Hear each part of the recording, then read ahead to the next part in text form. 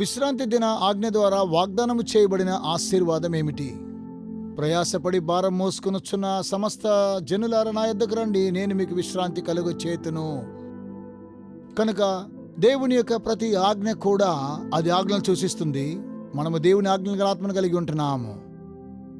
వ్రాతపూర్వమైన ఆజ్ఞ చూసాం, వ్యభిచారం చేయవద్దని. ఆ దేవుని ఆత్మ సెలవిస్తున్న మీ హృదయంలో కూడా దాన్ని ఉంచుకోకూడదని.